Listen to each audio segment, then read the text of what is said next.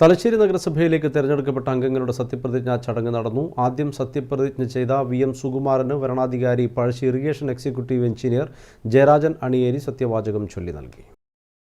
പുതുതായി രൂപീകരിച്ച ഒരു വാർഡ് ഉൾപ്പെടെ 53 വാർഡുകളാണ് തലശ്ശേരി നഗരസഭയിലുള്ളത്.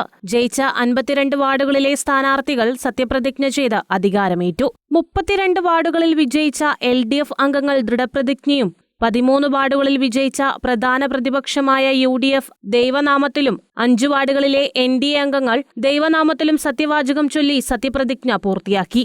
വാർഡ് 37 നിന്നും വിജയിച്ച NDAയുടെ BJP സ്ഥാനാർത്ഥി ഉപ്പേട്ട പ്രശാന്ത് രാഷ്ട്രീയ വധശ്രമക്കേസിൽ പ്രതിയായി ശിക്ഷ വിധിക്കപ്പെട്ടതോടെ അയോഗ്യനാക്കപ്പെട്ടിരുന്നു.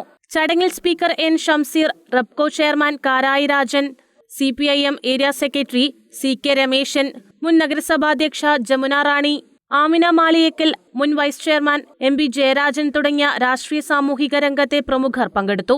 തുടർന്ന് കൗൺസിലർമാരെ ഹാളിലേക്ക് പൂച്ചെണ്ട് നൽകി സെക്രട്ടറി സ്വീകരിച്ചു. VM സുകുമാരൻ നിയന്ത്രിച്ച ആദ്യ യോഗം അന്തരിച്ച സിനിമാ താരം ശ്രീനിവാസന് അനുശോചനം രേഖപ്പെടുത്തിക്കൊണ്ടായിരുന്നു. News desk Kannur vision.